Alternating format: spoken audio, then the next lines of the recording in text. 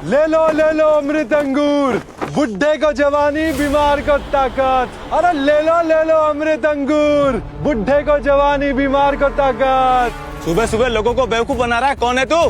देख, धंधा खराब मत कर हमारा और अपनी दुकान कहीं और जाके लगा।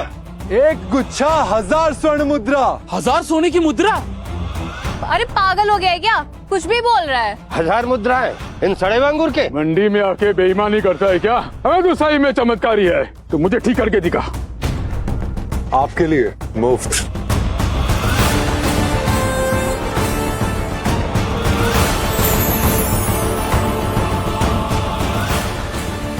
इतने सालों बाद मेरा हाथ का कांपना बंद हो गया है। कहा था ना, बूढ़े को जवानी बीमार को ताकत।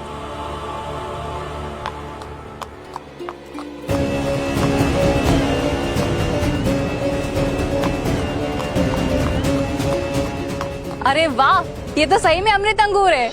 ये लो, मुझे भी 2 गुच्छे देना।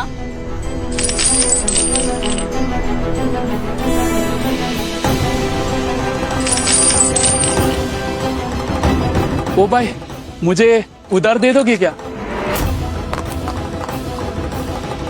हुजूर, आपका अंदाजा बिल्कुल सही था। ये सारी उपज देवकुंड के जल से उगाई गई है और इसकी चर्चा राजमहल तक पहुंच गई है। देखते हैं चमत्कार है या तकदीर।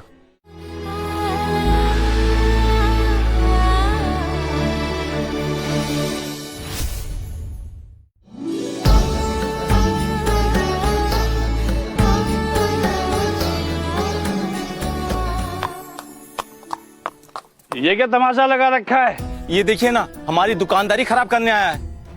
हुजूर ये बोलता है ये अमृत अंगूर है और 1000 मुद्राएं के एक गुच्छा। तुम लोग भी कमाल करते हो, एक जालसाजी की बातों में आ गए। अगर हुक्म हो तो आप भी चक्के देख लीजिए। रुको,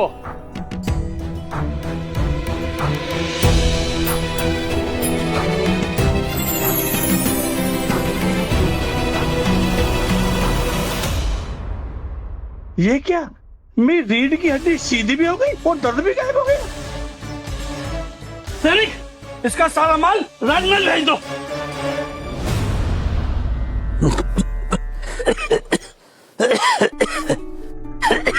महाराज की जय हो, महाराज की जय हो, महाराज की जय हो। महाराज, आज मंडी में एक किसान ये बेच रहा था अमृत अंगूर। महाराज, इनको मैंने भी चक्कर देखा है। इनको चखने के बाद मेरी रीढ़ की हड्डी भी सीधी हो गई और दर्द भी गायब हो गया। ये कैसे हो सकता है? महाराज, मैं आपके लिए सभी गुच्छे लेकर आया हूँ।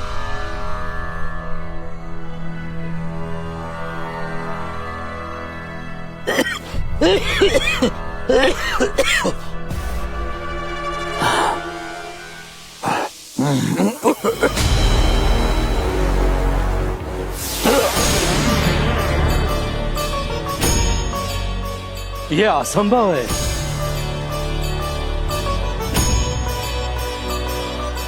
जिसने भी फसल उगाई है उसे अति शीघ्र किसी भी कीमत पर हमारे राज्य से जोड़ा जाए। जी महाराज।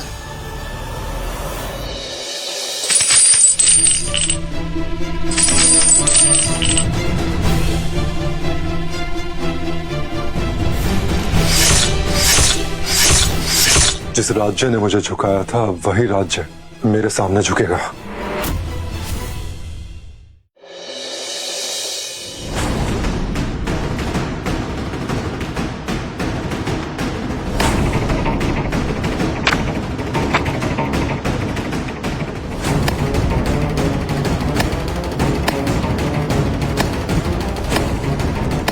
अरे देखो, कोई पागल लगता है। अरे महारानी जी सावित्री के आदेश पे वीर प्रताप जी को इसी भूमि पर निर्वासित किया गया था। वो ना, इस बंजर भूमि पर इतना समय कौन बर्बाद करेगा अपना।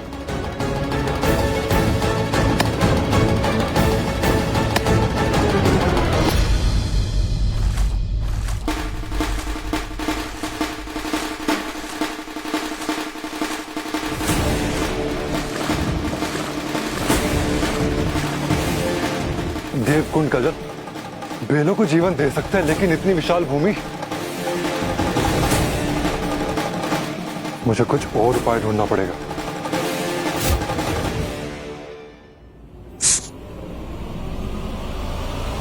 धरती का असली वरदान हमेशा भूखों तक पहुंचना चाहिए। समझ गया दादाजी। कुंड वरदान दे सकता है, लेकिन मेहनत मुझे ही करनी होगी। मंडी में कोई अमृत अंगूर बेच रहा है? कहते हैं उसे खाते ही मुर्दे में भी जान आ जाए। व्यापार अधिकारी तो सारे गुच्छे महल ले आया। वर्षों में पहली बार महाराज जी को खड़े होते देखा है। महाराज की वापसी हमारे लिए बर्बादी साबित हो सकती है। कौन है वो किसान? पता करो।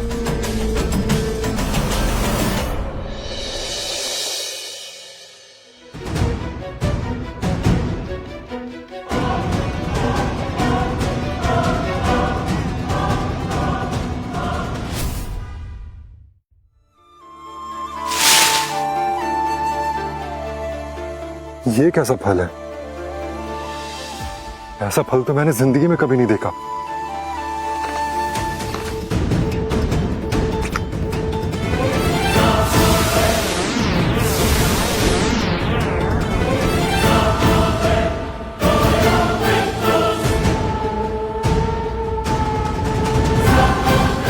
दादाजी का आशीर्वाद, देवकुंड का चमत्कार। नहीं, किसी को इसके बारे में पता नहीं चलना चाहिए।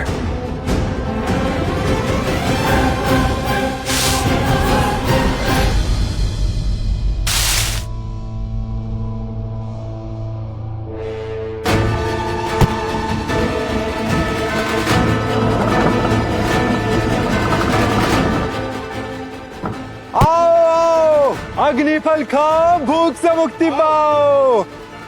तू फिर आ गया कोई नया तमाशा लेकर? लगता है तू हमारी दुकान बंद करा के ही मानेगा। साहब कल से भूखा हूँ, कुछ खाए नहीं साहब, कुछ खाने को दे दो साहब। लो बाबा।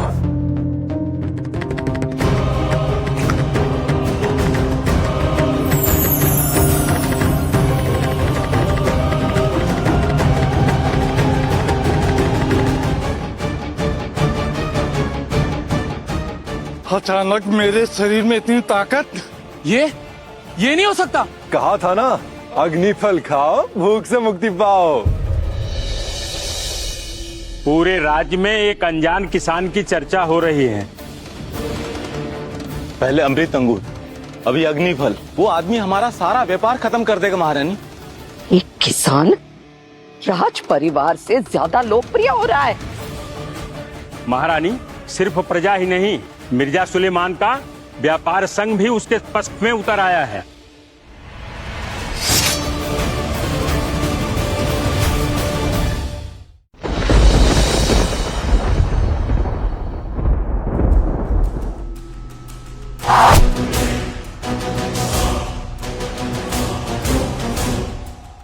ये तीर तो इसकी गर्दन उड़ा दो, बचकर जाना नहीं चाहिए। महाराज का आदेश है, जिंदा या मुर्दा।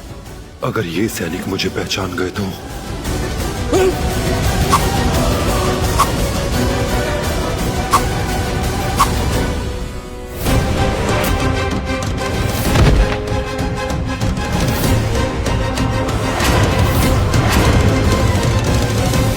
देवकुंड का पानी मुझे बदल रहा है।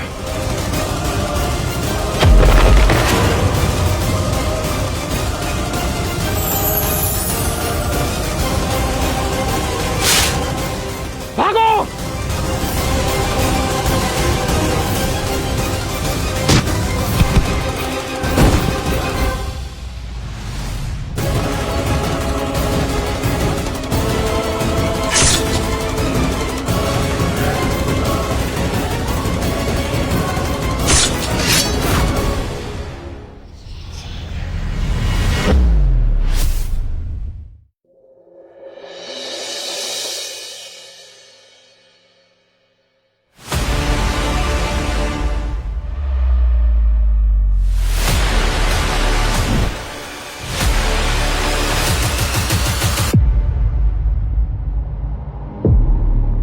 जैस्मिन, तुम यहाँ क्या कर रही हो? मैं तो पर्दे में थी, तो तुमने मुझे पहचाना कैसे? राजपुताना योद्धा हूँ। पर्दा चेहरा छिपा सकता है, पहचान नहीं। और तुम्हारी ये आंखें और ये निशान देख के तो कोई भी तुम्हें दूर से पहचान सकता है। मुझे मेरे अब्बा जान ने यहाँ भेजा है। मिर्जा सुलेमान ने? अब्बा जान अक्सर कहते हैं कुछ लोग अपनी पहचान के साथ पैदा होते हैं। तुमको देखकर साफ पता चलता है कि देवकुंड ने तुम्हें चुना है।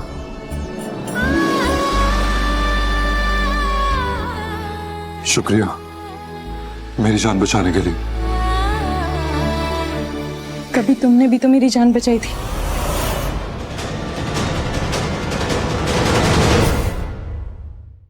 तुम समझ क्यों नहीं रहे हो अरमान?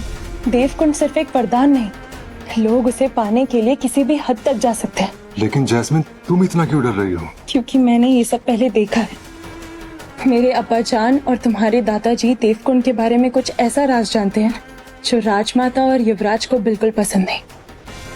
तुम्हारे दादाजी की मौत आज भी एक अनसुलझी गुत्थी है। ये सब तुम्हें कैसे पता? क्योंकि मेरे अब्बा जान ने भी इन राजों की कीमत चुकाई है अपना एक हाथ गंवाकर। मुझे डर है कि कहीं वो तुम्हारे साथ से वो डरते हैं जैस्मिन जिन्होंने उसे देखा ना हो, और मैं तो मौत को मात दे के वापस आया हूँ। मतलब तुम चिंता मत करो, मुझे कुछ नहीं होगा। दुश्मन की हर चाल पे मेरी नजर रहेगी।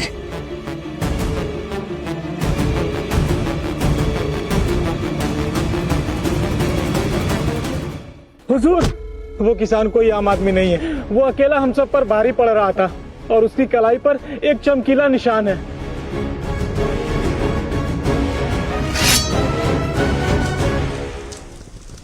अब्बा जान, आपका शक सही निकला।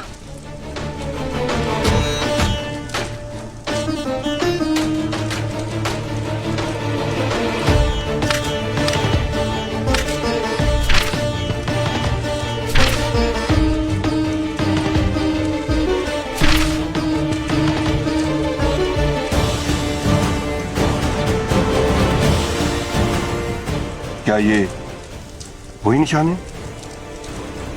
जी अब्बा, बिल्कुल वही।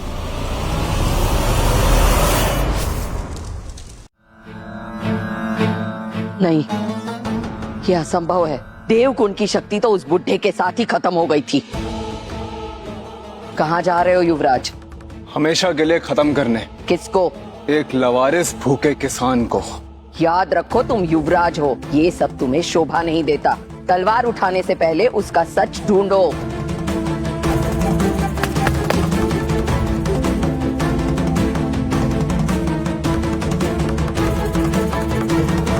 महारानी, ये खेती तो वर्षों पहले समाप्त हो चुकी थी। किसी भी हाल में उस किसान की असली पहचान पता करो, इससे पहले कि राज्य के लोग उसे मसीहा बना दे। रुको।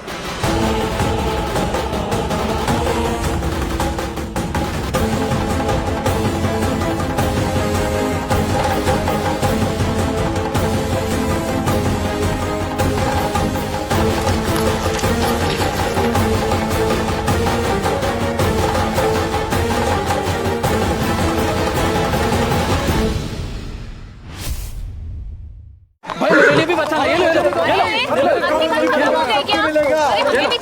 अरे लाओ आराम से। अरे सबको मिलेगा, सब खेलिए, इतनी जल्दबाजी मत कीजिए।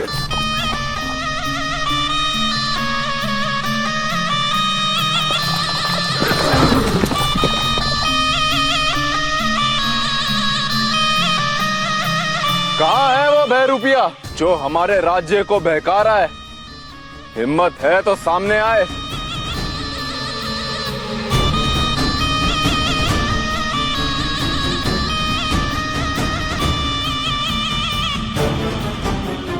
राज्यवासियों, धोखा अक्सर चमत्कार का रूप लेकर ही आता है। हो सकता है ये वरदान नहीं, श्राप हो। अरे अरे बेटा, क्या हो गया? अरे कोई तो मेरे बच्चे को बचाओ, कल से उसने कुछ खाया नहीं। अरे भगवान के लिए मेरे बच्चे को बचाओ। ये लीजिए, खिला दो इसे।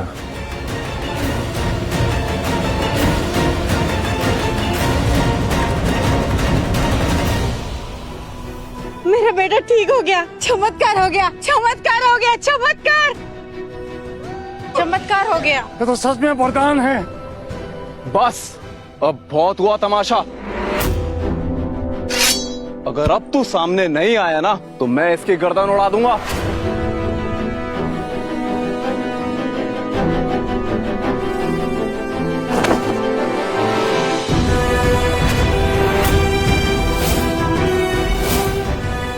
राजकुमार अरमान, राजकुमार अरमान, ये वही निकम्मा राजकुमार है जिसे राजमहल से बाहर कर दिया गया था। तो देवकुंड का वरदान इनके पास है। ये तो देवकुंड का वरदान है। खामोश।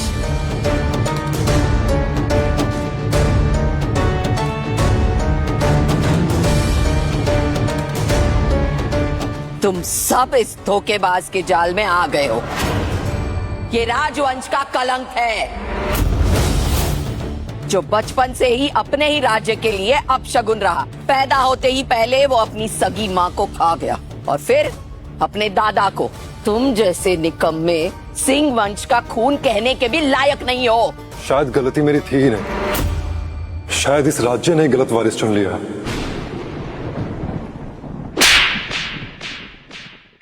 युवराज तो वो होता है जो भूखों का पेट भरे, सिर्फ तख्त पे बैठने से कोई वारिस नहीं बन जाता। हमारा राजकुमार कैसा हो? अरमान जैसा हो। सिंह वंश का असली वारिस राजकुमार अरमान, राजकुमार अरमान, राजकुमार अरमान, राजकुमार अरमान, राजकुमार अरमान, राजकुमार अरमान, राजकुमार अरमान, राजकुमार अरमान।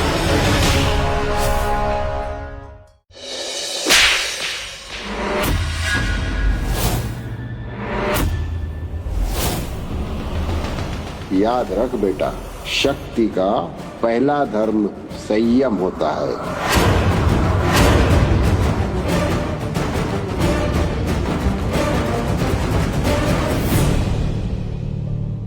तूने मुझे 1 साल दिया था युवराज, देख मैंने 1 हफ्ते में ही बाजी पलट दी। इस धोखेबाज की बातों में मत आओ। ये चमत्कार के नाम पर सबको धोखा दे रहा है। ऐसी फसल प्रकृति के खिलाफ होती है। ये राज्य के लिए अपशगुन है।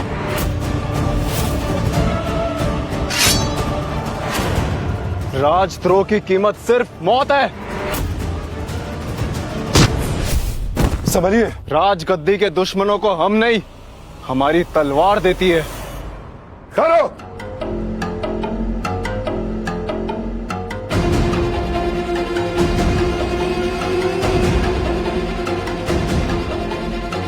आज से अरमान पर उठने वाली हर नजर मिर्जा घराने से टकराएगी।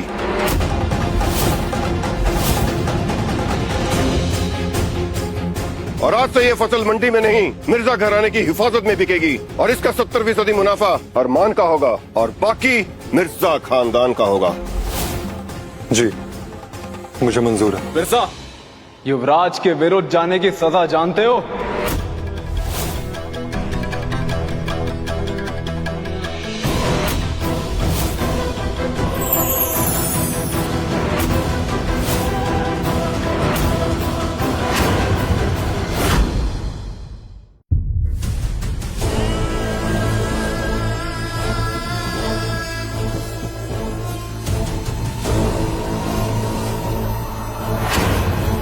देवकुंड का निशान? ये तो पुराने वारिस का प्रतीक था। असंभव, ये निशान सिर्फ देवकुंड के असली वारिस का है।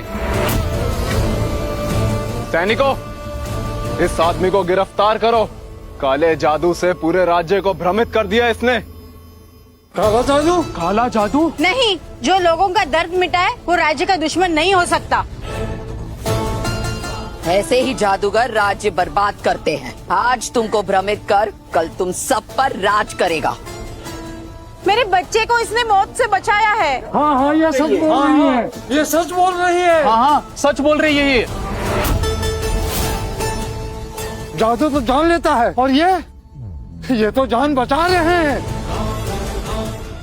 महाराज के तबीयत भी तो सुधर गई है। शायद सच हम सबसे छुपाया गया है। शायद सच हमसे छुपाया गया है। क्या हुआ युवराज, सच से डर लग रहा है?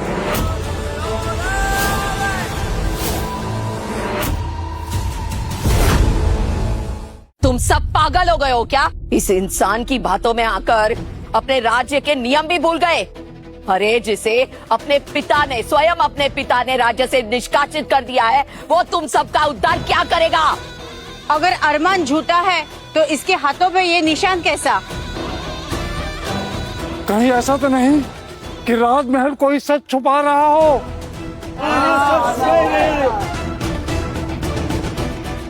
बस इन सबको सबक सिखाओ।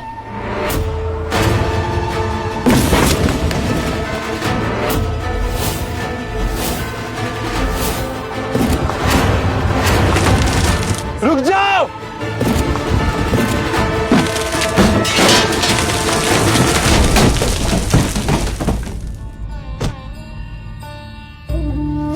तुम जो कहोगे मैं वो करने के लिए तैयार हूं।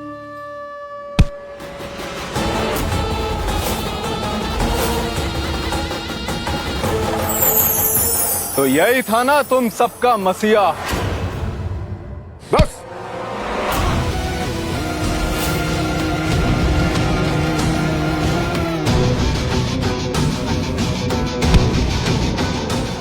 अगर तुम्हें अपनी ताकत पर इतना ही घमंड है तो इसका फैसला शाही दरबार में करते हैं। हाँ, शाही दरबार। हाँ, शाही दरबार। हाँ, शाही दरबार में फैसला होना चाहिए। हाँ, दरबार में फैसला होना चाहिए। हाँ, दरबार में ही फैसला होना चाहिए। स्वीकार है। राज,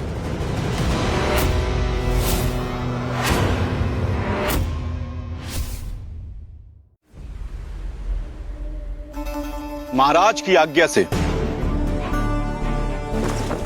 अरमान सिंह, जिस पर राजद्रोह का कलंक लगा और जिसे अपनी योग्यता प्रमाणित करने के लिए राजमहल से निष्कासित किया गया था, आज फिर से राज्य की भोली प्रजा को जादुई फसल और चमत्कारों से बहकाने का दोषी पाया गया है। राजद्रोह?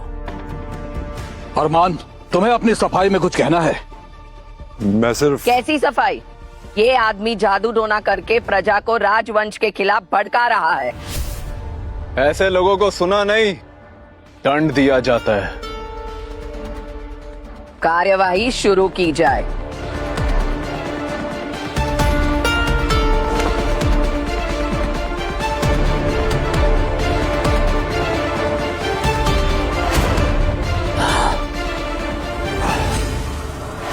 लेकिन मेरा दमा तो इसी फल से ठीक हुआ था। यह एक दिव्य फसल है और मैंने खुद इसका प्रभाव देखा है। या फिर ये एक धोखा भी हो सकता है। ये कोई आम फसल नहीं है, देवकुंड के जल से सींचा हुआ फल है। वही शापित देवकुंड जिसकी वजह से राज्य में कभी अकाल पड़ा था। हाँ, लेकिन देवकुंड का वरदान उसी पर काम करता है जो सच्चा सिंह वंश का वारिस हो। सच्चा वारिस? यदि इस जांच में किसी ने भी बाधा डालने की कोशिश की तो उसे कठोर से कठोर दंड दिया जाएगा।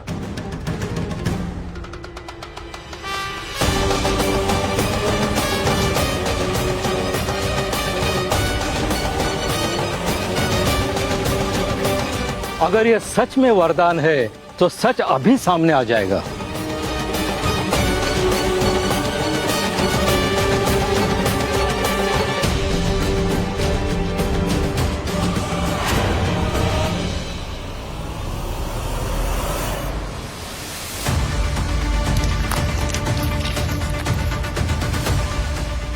ये विष है महाराज, विष। जहर?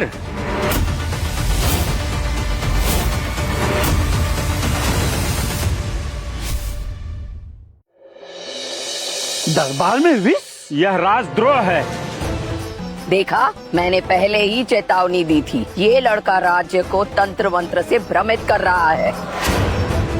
ऐसे धोखेबाज को जिंदा छोड़ना ही राज्य की सबसे बड़ी भूल है। इसको तो मृत्यु दंड मिलना चाहिए। ठहरिए युवराज।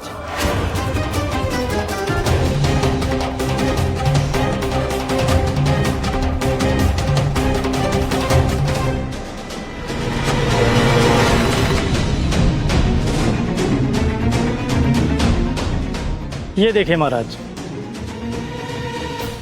महाराज ये विष फल के अंदर नहीं था। किसी ने बाहर से काल विष का लेप किया था। क्या? ये सब झूठ है। मुझे पहले से ही संदेह था, इसलिए मैंने फल का एक हिस्सा अपने पास सुरक्षित रखा था। ये देखिए महाराज।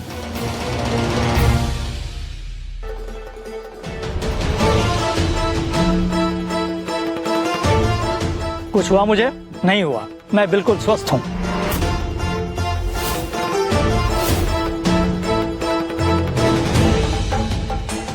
देखिए महाराज,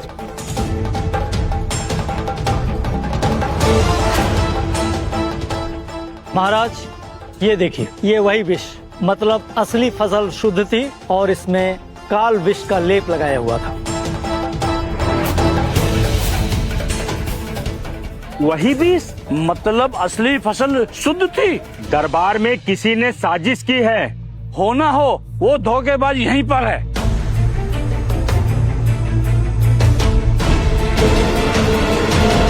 ये राज चिन्ह बिल्कुल वही।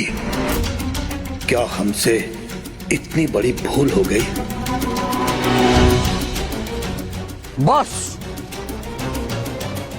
अगले सप्ताह राज्य प्रतियोगिता होगी, जिसमें राजपूताना के दोनों दावेदार अपने साथ राजगुण साबित करेंगे। तलवारबाजी, घुड़सवारी, रणनीति, धनुर्विद्या, प्रजा का नेतृत्व, बल और राजधर्म। तब पूरी जनता देखेगी कि सिंहासन का असली अधिकारी कौन है। हाथ पर बने किसी निशान से कोई राजवंश का वारिस नहीं बन जाता है।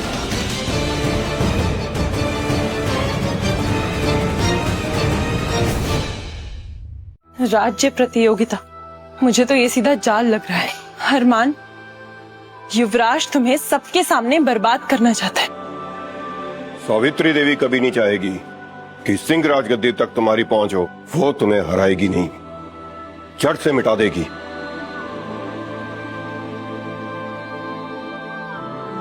आज दरबार में जो कुछ भी हुआ उसको देखकर लोग डर गए। पहली बार प्रजा युवराज से सवाल कर रही है, और जब प्रजा सवाल करने लगे तो राजगद्दी हिलने लगती है। अगर मैं ये प्रतियोगिता हार भी गया ना, तो मुझे कोई फर्क नहीं पड़ता। मुझे सिर्फ अपने पिताजी को इन लोगों के कब्जे से आजाद करना है। लेकिन कैसे अरमान? सावित्री डर चुकी है और डरा हुआ शासक और ज्यादा खतरनाक होता है। वही तो मुझे समझ में आ रहा है।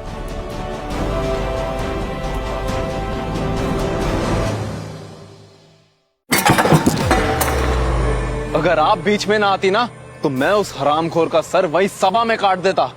शांत युवराज, शायद इसीलिए तुम अभी तक युवराज ही हो। युवराज, राज्य गुस्से से नहीं, राजनीति से जीता जाता है। लेकिन प्रजा तो उसके साथ खड़ी है ना। प्रजा का क्या है? प्रजा की वफादारी हवा की तरह होती है, बस रुख बदलने की देरी है।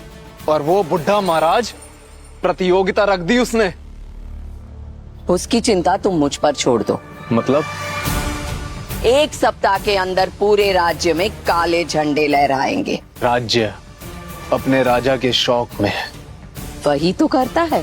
तो मतलब प्रतियोगिता से पहले ही राजगद्दी खाली हो जाएगी।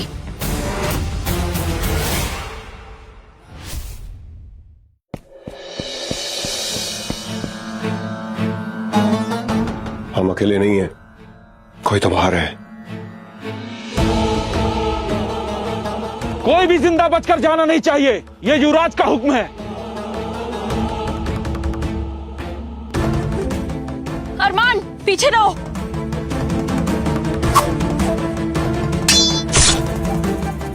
जला दो सब कुछ। अरमान, उन्हें देवपुर तक मत पहुंचने देना। जला दो सब कुछ। कुंड का जल अपने कब्जे में लो, फसल तक कोई पहुंचना नहीं चाहिए। ये युवराज की संपत्ति है।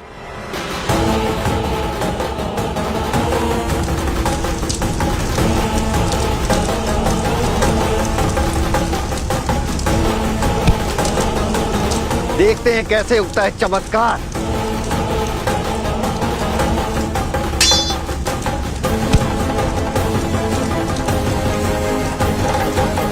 पहले वचन, फिर धैर्य, फिर शस्त्र, यही राजपूत का धर्म है। मुझे माफ कर दो, मुझे माफ कर दो। कुंड, रुको।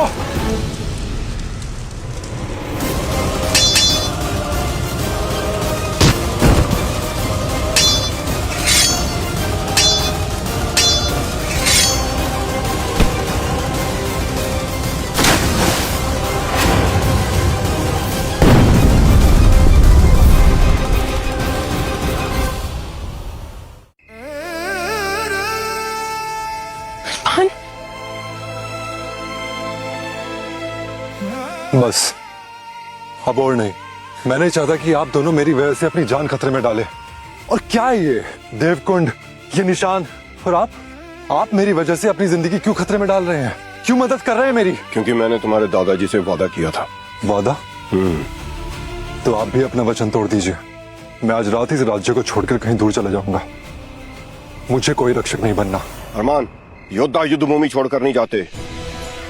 जिस देवकुंड को तुम शापित समझ रहे हो, वो श्राप नहीं है, वो अन्नदाता है।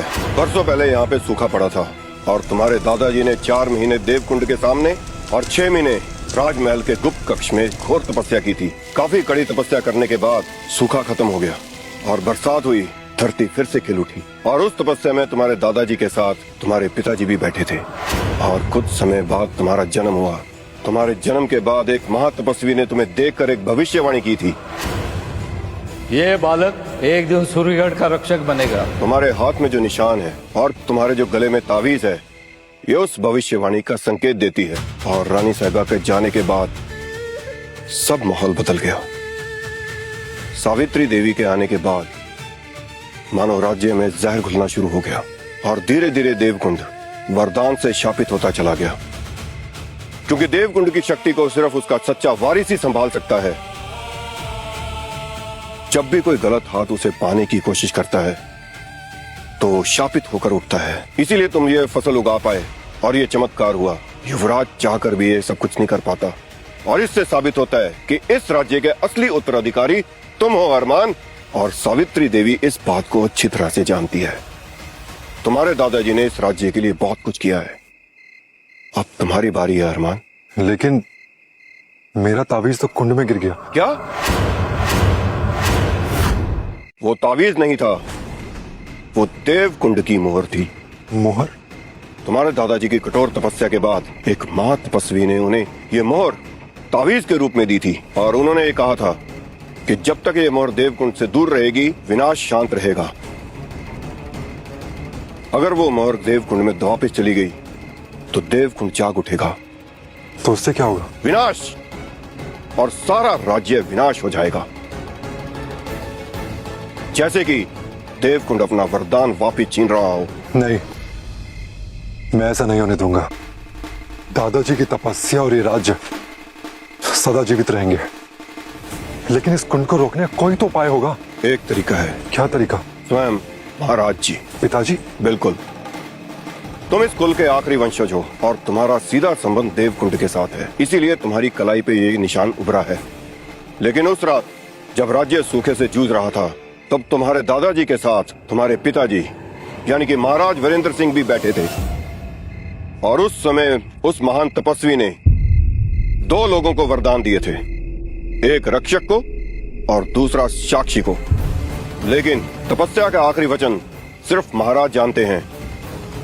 और जब तक वो जीवित हैं, तब तक देवकुंड का दूसरा सिरा उनके साथ बंधा रहेगा। मतलब ये कि अगर तुमने अपने दादाजी की इच्छाओं को पूरा करना है तो तुम्हें तुम्हारे पिताजी का साथ चाहिए होगा। लेकिन पिताजी ने मुझे राजद्रोही घोषित कर दिया है। मैं उन तक पहुंचूंगा कैसे? एक रास्ता है मेरे पास। कैसा रास्ता? गुप्त कक्ष।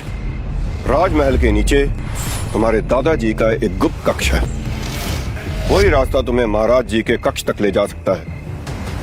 और वहां पर जाके तुम्हारे काफी सवालों के जवाब भी मिल जाएंगे, जैसे महातपस्वी का वचन, देवकुंड का सच, तुम्हारे पिताजी का विश्वास भी। लेकिन आपको ये सब कैसे पता? तुम्हारे दादाजी मुझे पुत्र जैसा समझते थे और उन्होंने मुझसे कुछ भी नहीं छुपाया। 1-2 बार मुझे गुप्त कक्ष में जाने का मौका मिला। मैंने उसका नक्शा बना लिया था और ये तुम्हारे दादाजी ने मुझे कहा था नक्शा बनाने के लिए, क्योंकि शायद वो सावित्री देवी की नीयत को भली भांति जान गए थे।